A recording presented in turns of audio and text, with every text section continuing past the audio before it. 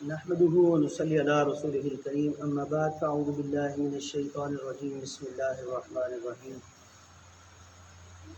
قال الله تبارك وتعالى في سورة القمر ولقد يسرنا القرآن للذكر فهل من مدكر صدق الله خالق مولانا العظيم وبلغنا رسوله النبي الكريم ونحن على ذلك لمن الشاهدين والشاكرين والحمد لله رب العالمين رب اشرح لي صدري ويسر لي امري واحلل عقدة من لساني يفقهوا قولي آمين یا رب العالمین۔ انتہائی واجب الاحترام معزز رفقاء گرامی اور احباب، الحمدللہ کہ آج 9ویں شب رمضان ہے۔ آج ہم نماز تراویح کے اندر جو قرآن پاک کا حصہ سنیں گے وہ سورہ توبہ کا کچھ بقیہ حصہ ہے، سورہ یونس مکمل ہے اور سورہ ہود کی کچھ آیات ہیں انشاءاللہ۔ اس لحاظ سے 11واں پارہ مکمل ہم سنیں گے اور 12ویں پارے کا کوئی ربع جو ہے، پہلا جو پاؤ ہے وہ سنیں گے۔ لہٰذا جو سورۃ التوبہ میں بقیہ آیات رہ گئی ان کا کچھ مضمون یہ ہے، 11ویں پارے کے آغاز میں ہے کہ نفاق کا ذکر ہے کہ وہ اپنے نفاق کو چھپانے کے لیے جو منافق لوگ ہیں وہ قسمیں کھا کھا کر رسول اللہ صلی اللہ علیہ وسلم کو خوش کرنا چاہتے ہیں، لیکن اللہ تعالیٰ فرماتا ہے کہ تم ان سے خوش ہو بھی جاؤ تو جو اللہ پاک ہے ان نافرمان لوگوں سے خوش نہیں ہو۔ جو لوگ سب سے پہلے ایمان لائے مہاجرین میں سے بھی اور انصار میں سے بھی، اور وہ لوگ کہ جنہوں نے ان کی پیروی کی، خدا ان سے خوش ہے اور وہ خدا سے خوش ہے۔ یہاں پھر غزوہ تبوک سے رہ جانے والے منافقین کا ذکر ہے آگے، اور ان سچے مسلمانوں کا بھی جنہوں نے توبہ کر لی۔ منافقین نے مسجد کے نام پر ایک عمارت بنائی، چونکہ وہ شرارت پر مبنی تھی اس لیے قرآن میں اسے مسجد زرار کہا، اور آپ نبی کریم صلی اللہ علیہ وسلم کو اس میں اللہ تعالیٰ نے نماز ادا کرنے سے روک دیا۔ اللہ تعالیٰ نے مومنوں سے ان کی جانیں اور ان کے مال خرید لیے ہیں اور اس کے عوض میں ان کے لیے بہشت تیار کی۔ یہ سورۃ التوبہ کی جو مرکزی آیات ہیں ان میں سے ہے کہ اللہ تعالیٰ نے مومنوں سے ان کی جانیں اور ان کے مال خرید لیے ہیں اور اس کے عوض میں ان کے لیے بہشت جنت تیار کر رکھی ہے۔ یہ لوگ اللہ کی راہ میں لڑتے ہیں تو مارتے بھی ہیں اور مرتے بھی ہیں، اور پیغمبر صلی اللہ علیہ وسلم اور مسلمانوں کو زیب نہیں دیتا کہ جب تک ان پر ظاہر ہو گیا کہ مشرک اہل دوزخ ہیں تو ان کے لیے بخشش مانگیں، اور چاہے وہ ان کے قریبی رشتہ دار ہی کیوں نہ۔ یہاں پھر ان 3 صحابیوں کا ذکر ہے جو سستی اور غفلت کے سبب غزوہ تبوک میں شامل نہ ہو سکے۔ شامل ہونا چاہتے تھے لیکن سستی اور غفلت کی وجہ سے وہ بس ان کا خیال رہا کہ ابھی ہم شامل ہو جائیں گے، ابھی ہم یہ تو قافلہ بھی تیار اور ابھی تو نکلا ہے، ابھی تو کرتے کرتے ان سے اتنی دیر ہو گئی کہ آپ وہ قافلے میں مل ہی نہیں سکتے۔ تو حضور صلی اللہ علیہ وسلم جب واپس آئے غزوہ تبوک سے تو ان لوگوں نے سچی بات کہہ دی اور کسی قسم کا کوئی عذر نہ تراشا، کوئی بہانہ نہیں بنایا منافقوں کی طرف۔ چنانچہ پھر ان کا بائیکاٹ کر دیا گیا۔ 50 دن کے بعد ان کی توبہ قبول فرمائی اللہ نے اور پھر ان کا بائیکاٹ ختم کر دیا۔ سورۃ التوبہ کے آخر میں ہے، لوگوں تمہارے پاس تم ہی میں سے ایک رسول آئے، تمہاری تکلیف ان کو گراں گزرتی، تم پر اگر کوئی مشکل آئے تو ان کو بڑا بھاری لگتا ہے، اور تمہاری بھلائی کہ وہ ہمیشہ خواہش مند ہے اور مومنوں پر نہایت شفقت کرنے والے نبی ہیں۔ کہہ دیجئے کہ مجھے تو اللہ ہی کافی ہے اور اس کے سوا کوئی معبود نہیں، اور میں اسی پر بھروسہ کرتا ہوں اور وہ عرش عظیم کا رب ہے۔ پھر سورہ یونس میں ہے کہ کیا لوگوں کو تعجب ہوا کہ ہم نے انہی میں سے ایک مرد کی طرف وحی بھیجی کہ وہ لوگوں کو ڈر سنا دے اور ایمان والوں کو بشارت دے دے کہ ان کے لیے ان کے رب کے ہاں اچھا مقام ہے۔ کافر کہنے لگے بے شک یہ تو سری جادو ہے، بے شک وہ لوگ جن کو ہماری ملاقات کی امید نہیں وہ دنیا کی زندگی پر راضی ہو گئے اور اسی پر مطمئن ہیں، اور جو لوگ ہماری نشانیوں سے بے خبر ہیں یہ لوگ وہ ہیں جن کا ٹھکانہ آگ ہے۔ اور اگر اللہ تعالیٰ جلدی پہنچا دے لوگوں کو برائی جیسے کہ وہ جلدی مانگتے ہیں تو بھلائی ختم کر دی جائے اور ان کی مہلت بھی ختم کر دے۔ جب انسان کو کوئی تکلیف پہنچتی ہے تو یہ ہمیں پکارتا ہے، اللہ پاک فرماتے ہیں لیٹا ہوا، کھڑا ہوا، بیٹھا ہوا، پھر جب ہم کھول دیں اس سے وہ تکلیف تو اس کا حال یہ ہوتا ہے کہ گویا ہمیں تکلیف میں کبھی پکارا ہی نہیں۔ یہ بحثیت مجموعی انسان کی جو ہے نا وہ اللہ تعالیٰ نے فطرت اور کیفیت اس کی رکھی ہے کہ یہ حال ہے انسان کا۔ اور جب ان کے سامنے ہماری روشن آیات پڑھی جاتی ہیں تو جو لوگ ہماری ملاقات پر یقین نہیں رکھتے وہ کہتے ہیں کہ کوئی اور قرآن لے آؤ یا اس کو بدل دو، اسی میں کو رد و بدل کر دو۔ کہہ دیجئے کہ یہ میرا کام نہیں ہے کہ اس کو بدل ڈالوں میں اپنی مرضی سے، میں تو تابع داری کرتا ہوں اسی حکم کی جو میری طرف نازل کی۔ سب سے پہلے تو میں خود اس حکم کا پابند ہوں جو اللہ میری طرف نازل کرتا ہے۔ اگر میں خدا نخواستہ نافرمانی کروں تو میں بڑے دن کے عذاب سے ڈرتا ہوں، لہذا میرے اپنے اختیار میں نہیں ہے قرآن مجید کے اندر کوئی رد و بدل کر دیتا۔ وہ کہتے ہیں کہ کیوں نہ اتری کوئی نشانی اس پر اس کے رب کی طرف سے، بس کہہ دیجئے کہ غیب کی باتیں اللہ ہی جانتا ہے، بس انتظار کرو، میں بھی تمہارے ساتھ انتظار کرتا ہوں۔ تو وہ جو بار بار معجزے کا کوئی نہ کوئی جو وہ ڈیمانڈ کرتے تھے، تو اللہ تعالیٰ نے ایسی بات جو ہے نا ہرگز ان کی قبول نہیں فرمائی۔ اور وجہ کیا بتائی کہ اگر کسی کے مانگنے پر اللہ معجزہ دے دے تو پھر مہلت ختم ہو جائے۔ ان سے پوچھو کہ کوئی ہے تمہارے شریکوں میں سے جو پیدا کرے مخلوق پھر دوبارہ زندہ کرے، تو کہہ کہ اللہ ہی ہے جو پہلے بھی پیدا کرتا ہے اور پھر اس کو دہرائے گا بھی۔ اس بات پر وہ قادر ہے کہ جو ایک مرتبہ پیدا کر سکتا ہے اس کے لیے دوسری مرتبہ اٹھانا کیا مشکل۔ کیا لوگ کہتے ہیں کہ یہ خود گڑھ لایا ہے یہ قرآن مجید، تو ان سے کہہ دو کہ تم بھی اس طرح کی ایک صورت بنا کر لے آؤ۔ اگر تمہیں اس بات کا کوئی یہ زوم ہو گیا ہے کہ یہ خود نبی کریم صلی اللہ علیہ وسلم گڑھ لیے، تو جاؤ تم بھی اس قرآن مجید جیسی کوئی ایک صورت بنا لو۔ کسی جگہ کہا گیا کہ اس جیسی کتاب نہ لاؤ، کتاب بنا کے لاؤ۔ کسی جگہ کہا گیا کہ اس کتاب جیسی 10 صورتیں، اور اس مقام پر کہا گیا کہ ایک صورت ہی چلو اس کی طرح کی بنا کے لو اگر تم سچے ہو۔ بے شک اللہ ظلم نہیں کرتا لوگوں پر، مگر لوگ خود ہی اپنی جانوں پر ظلم کرتے ہیں اور کہتے ہیں کہ وہ عذاب کا وعدہ کب ہوگا اگر تم سچے ہو۔ تو کہہ دیجئے کہ میں اپنے نقصان کا اور فائدے کا خود مالک نہیں ہوں مگر جو اللہ چاہے۔ اے لوگو، تمہارے پاس آئی ہے نصیحت تمہارے رب کی طرف سے، اور دلوں کی بیماریوں کی شفا اور ہدایت اور رحمت مسلمانوں کے لیے، اور غائب نہیں رہتا تیرے رب سے ایک ذرہ بھر بھی زمین میں اور نہ آسمان میں، نہ چھوٹا اور نہ بڑا، جو کچھ بھی ہے وہ کھلی کتاب ہے۔ یاد رکھو کہ یاد رکھو کہ جو اللہ کے دوست ہیں نہ ان پر کوئی ڈر ہے کسی قسم کا، نہ وہ کوئی غم کھائیں گے، وہ بالکل پرسکون رہیں گے، مطمئن رہیں گے۔ جیسے اللہ نے قرآن پاک میں فرمایا الا ان اولیاء اللہ لا خوف علیہم ولا هم یحزنون۔ اگر رہو سن لو یہ بات کہ جو اللہ کے دوست ہوتے ہیں، اللہ کے جو دوست ہیں، اللہ کے ولی ہیں، ان پر نہ کسی قسم کا کوئی خوف ہوتا ہے اور نہ ہی وہ کوئی غم کھائیں۔ خوف کہتے ہیں کسی مستقبل میں آنے والے کچھ اندیشے سے، کوئی ڈرنا بندہ کہ یہ نہ ہو جائے وہ نہ ہو جائے، اور غم ہے کہ انسان سے کوئی نعمت چلی جائے، اللہ نے کوئی نعمت دی تھی لے لی ہے، اس کے اوپر کڑنا، اس کے اوپر جو ہے نا جلنا۔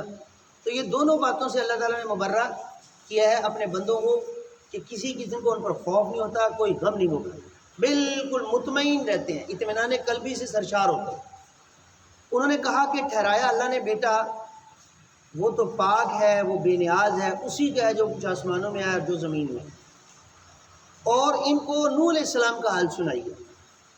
نوح علیہ السلام نے ان سے کہا کہ اگر تمہیں میری نصیحت بھاری لگتی ہے، جو باتیں میں تم سے کہتا ہوں، تو تم جو چاہو، تمہارے جو جی میں آئے وہ کرو، اپنے شریکوں کو بھی اکٹھا کر لو اور مجھے پھر مہلت نہ دو۔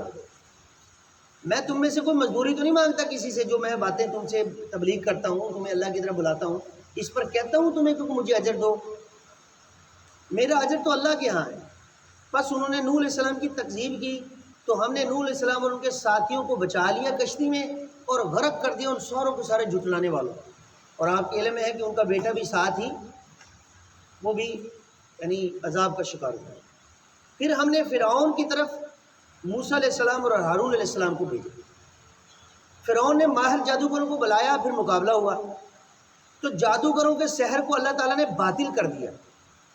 وہ جادو کی ایک حد ہوتی ہے، جادوگروں نے جب دیکھا نا کہ یہ جادو نہیں ہے جو ہماری آنکھوں کے سامنے اب ہم دیکھیں، یہ جادو نہیں ہے، یہ تو حقیقت ہے، اور یہ تو کوئی جو ہے وہ یعنی ہمارا جو پیدا کرنے والا ہے نا، یہ تو اس کی طرف سے کوئی معجزہ ہے بھائی، یہ جادو نہیں۔ سارے کے سارے ایمان لیں۔ موسیٰ علیہ السلام دعا کی کہ اے رب مٹا دے ان کے مال اور سخت کر دے ان کے دل، وہ ایمان نہیں لائیں گے جب تک کہ دردناک عذاب نہ دیکھیں۔ پھر ہم نے بنی اسرائیل کو دریا سے تو پار کر دیا، فرعون کو پورے لشکر سمیت غرق کر دیا۔ جس وقت فرعون ڈوبنے لگا تب کہنے لگا کہ ہاں اب میں ایمان لاتا ہوں موسیٰ اور ہارون کے رب پر، لیکن اس کا ایمان بھی تسلیم نہیں کیا گیا، اس کو توفیق نہیں ملی، اور بعد والوں کو اس کے جسم کو نشانی کے لیے عبرت کے لیے اللہ تعالیٰ نے چھوڑ دیا رہتی دنیا تک۔ فرعون کے جسم کو اللہ نے رہتی دنیا تک کے لیے نشان عبرت بنا. اور مت پکارو اللہ کے سوا ایسوں کو کہ جو نہ بھلا کریں تمہارا نہ ہی برا کر سکتے. اور اگر تم نے ایسا کیا تو وہ بھی اس وقت ظالموں میں ہوگا. اگر تجھے اللہ کی طرف سے کوئی تکلیف پہنچائے، کوئی اللہ تعالیٰ تجھے تکلیف پہنچانا چاہے تو اس کو کوئی ہٹانے والا نہیں سوائے اس کے.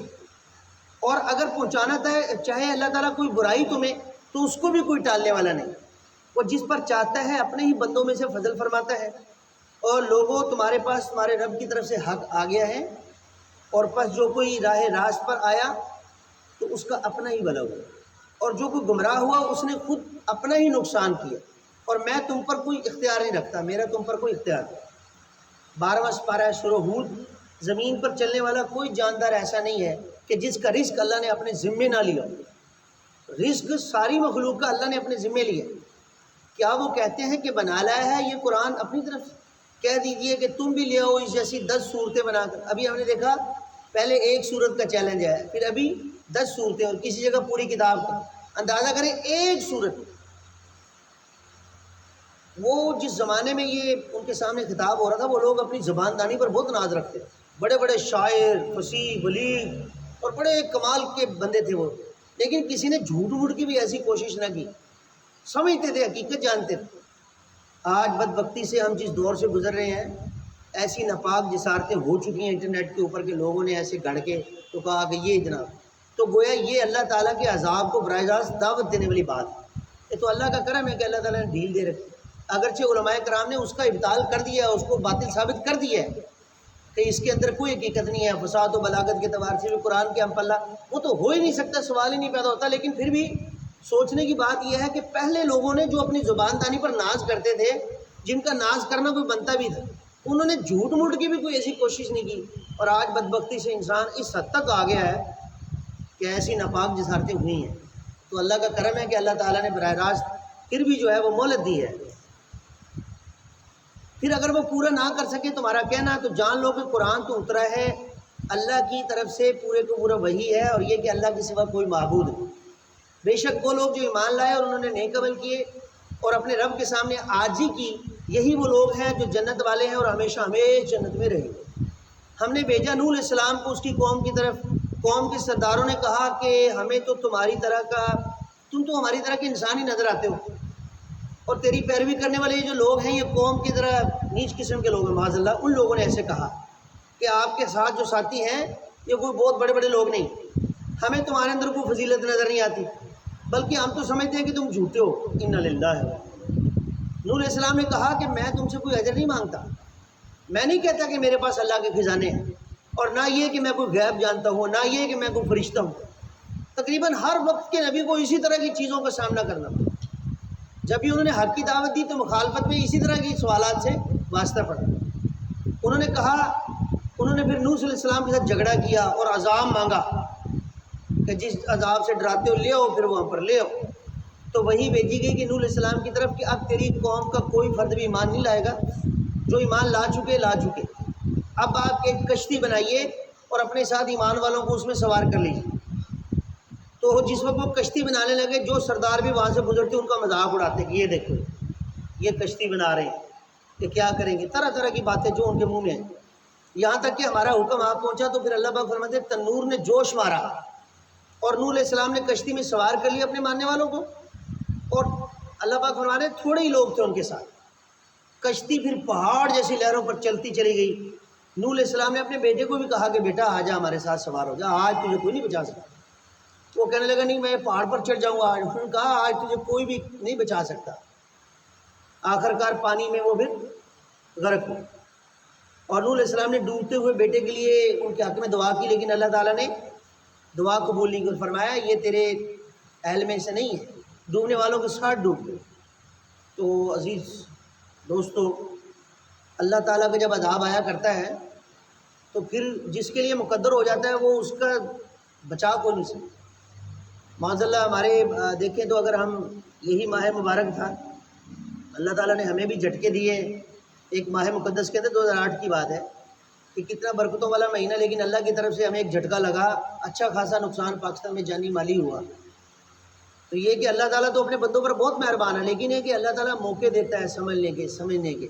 اللہ کریم سے دعا ہے اللہ تعالیٰ ہمیں ہدایت نصیب فرمائے، اس ماہ مقدس کو بھرپور طریقے سے اس سے فائدہ اٹھانے کی توفیق مرحمت فرمائے، اور قرآن مجید کے ساتھ حقیقی تعلق استوار کرنے کی توفیق مرحمت فرمائے، اور یہ کہ زیادہ سے زیادہ ہم اللہ تعالیٰ کی رضا کی خاطر ہر وہ کام کریں جس کی اللہ کی نظر میں ویلیو ہے، اور یہ کہ یہ رمضان مبارک ہمارے لیے بخشش کا ذریعہ بنے، اور جب یہ رمضان مبارک چلا جائے تو جو اس کا ازلی جو اس کا ساتھی ہے قرآن مجید، اس کے ساتھ اگر ہم چمٹے رہیں گے، جڑ جائیں گے، تو یہ گویا بہت بڑی کامیابی ہوگی۔